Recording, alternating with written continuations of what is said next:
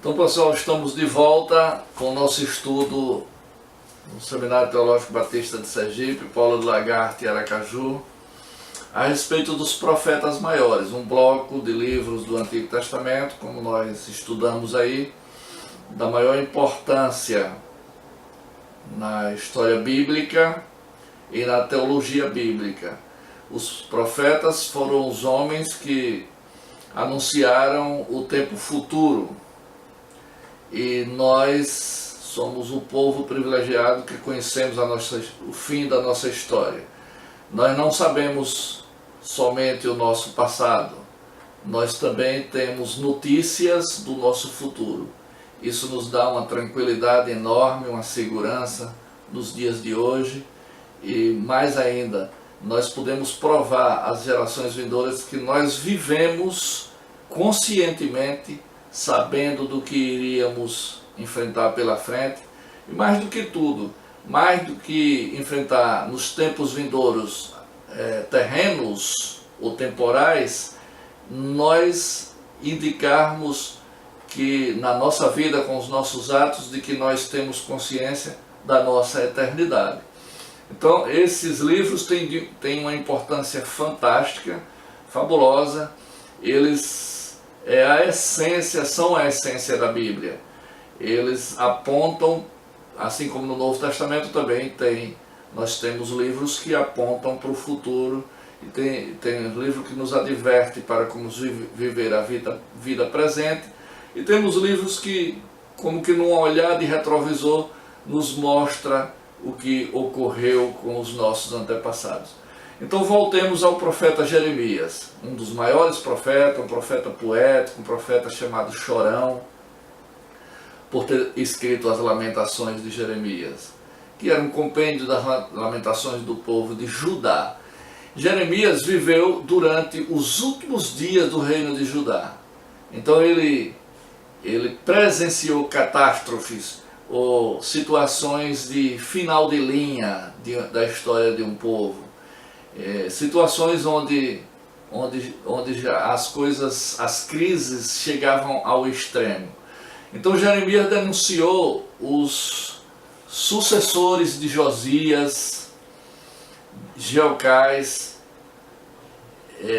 609, Joaquim em 609 até 598 a.C., Joaquim de 598 a 597 e Zedequias de 597 a 586 a.C.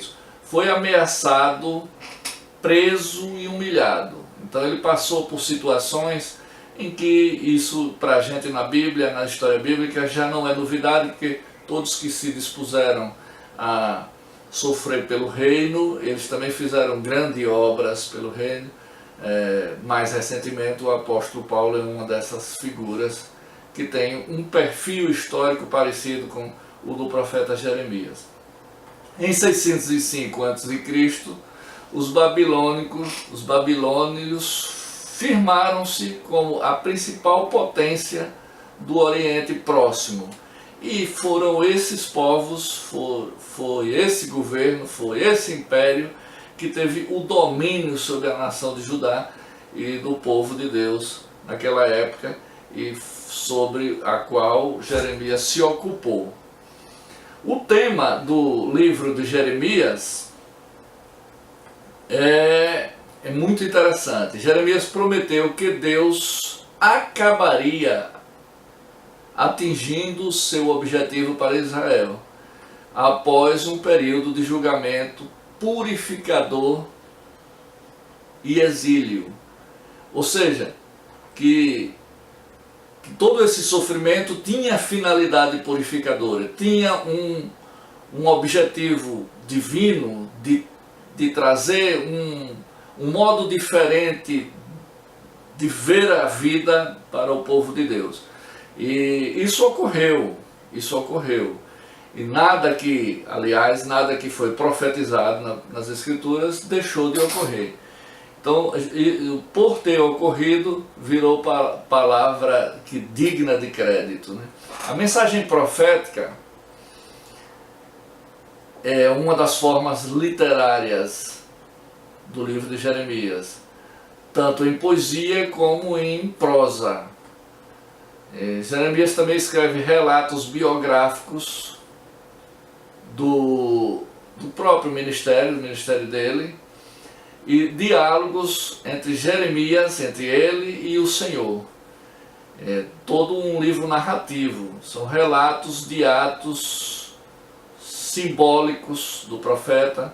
Um dos mais famosos que nós podemos lembrar agora é a questão do vaso e o oleiro, que é uma profecia simbólica. Existem vários tipos de profecia, a verbal, a simbólica, enfim.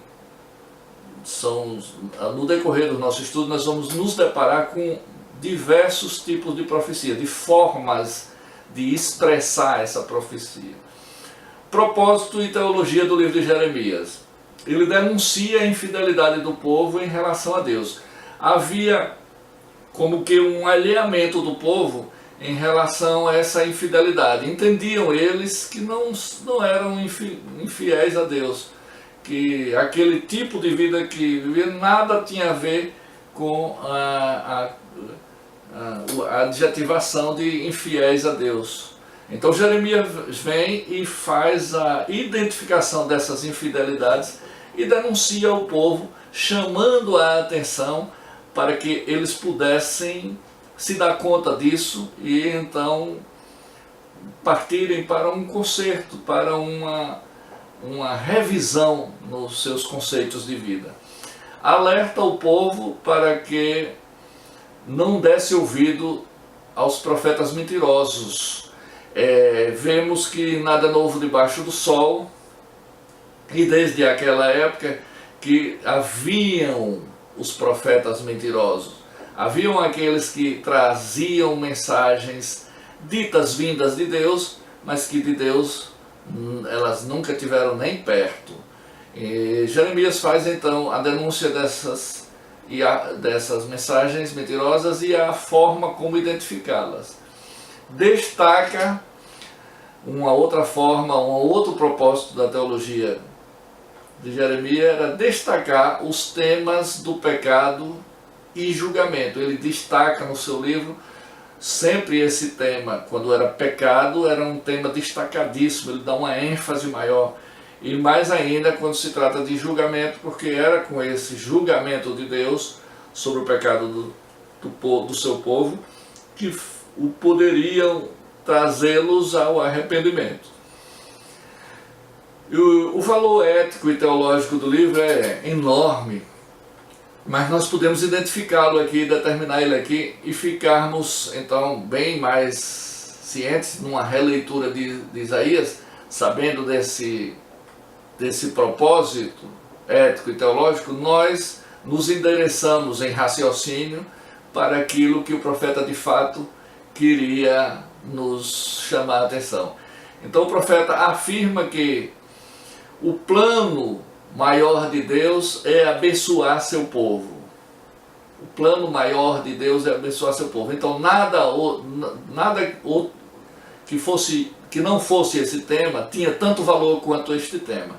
Era tudo algo derivado desse tema, era algo subsidiário. O principal mesmo, o que Deus queria mostrar a seu povo, era essa questão desse objetivo de abençoar o seu povo.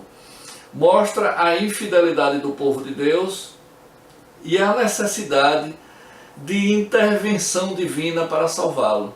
Então, havia algumas pessoas que nem sequer enxergavam a sua infidelidade, muito menos ainda a necessidade de intervenção divina para salvá-lo.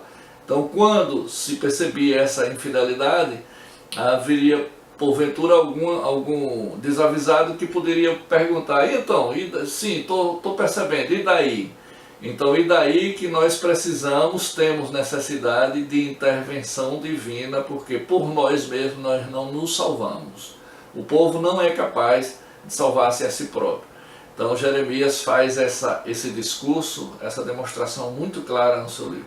Mostra que a obediência, a justiça e a piedade agradam a Deus. Uma forma de as pessoas perceberem como então sintonizar-se com o querer de Deus, com a vontade de Deus. Como então resolver o seu problema de reconciliação. E ele aponta para esta solução. A mensagem do profeta Jeremias, do livro Na Profecia de Jeremias, ela, em suma, ela traz uma palavra só, e uma palavra rica, que é justiça. Justiça. Justiça não no conceito do direito, não no conceito jurídico, mas muito mais no conceito que nós podemos encontrar na Bíblia, até no Novo Testamento, que é o fazimento da vontade de Deus, os processos que nos levam a fazer a vontade de Deus. Isso é justiça. O conjunto de coisas ou atitudes que nós podemos enquadrar como fazendo a vontade de Deus, isso é prática de justiça. Justiça real, e não a justiça jurídica ou do direito, como a gente... Nem o próprio direito, eu sempre tenho dito nas minhas aulas, e onde tenho a oportunidade de falar, ele consegue definir o que é justiça. No entanto, a palavra de Deus, ela deixa claro o que é justiça.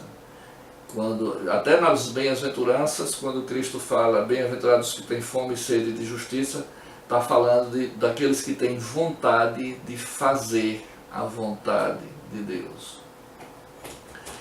Justiça para o povo de Deus, dos capítulos. Então, traremos aqui uma estrutura, mais ou menos, do que é o livro de Jeremias. Justiça para o povo de Deus, ele trata dos capítulos 1 a 45 e no capítulo 52. Então ele traz esses temas, onde encontrar esses temas? Nesses capítulos que eu indiquei agora, de 1 a 45 e o capítulo 52. Agora ele traz sobre esses subtemas, o motivo do julgamento, a promessa de julgamento, a prioridade do julgamento, o mensageiro do julgamento. Então ele traz em diversas nuances, mas sempre vocês observam que tem a palavra julgamento, o termo julgamento aparece em todos. O motivo, a promessa, a prioridade, o mensageiro. Então, mas todos do julgamento. O julgamento é o centro pelo qual gravita toda a argumentação do livro de Jeremias. Depois ele trata de outro tema do capítulo 46 a 51. Já para terminar o livro, ele trata justiça para a Babilônia e para as nações. Ou seja, Deus julga primeiro o seu povo, corrige-o, e depois ele julga as nações opressoras. E aí, ele não deixa para as nações opressoras a margem de que elas podem ter julgamento benévolo, assim como dá a seu povo. É um julgamento de fato que vai trazer castigo maior para aquelas nações que tiveram, eu diria assim, a ousadia de pensar que era maior que Deus e de oprimir o povo de Deus. Em conclusão, eu queria chegar à seguinte conclusão. O livro de Isaías trata da nossa vida terrena como uma oportunidade de nos redimir diante de Deus com as instruções que o próprio Deus nos dá através das ameaças que faz para o nosso comportamento ruim, e não só ameaça, mas a concretude de julgamentos em sentido de nos castigar, de sancionar o nosso mau comportamento e nos empurrar, como que nos incitar a nos arrependermos e sermos então salvos daquelas penas que, por certo, nós, se não nos arrependermos, seremos atingidos por elas. Na próxima aula nós vamos tratar do próximo profeta. Por hoje nós nos damos por satisfeitos. Até a próxima.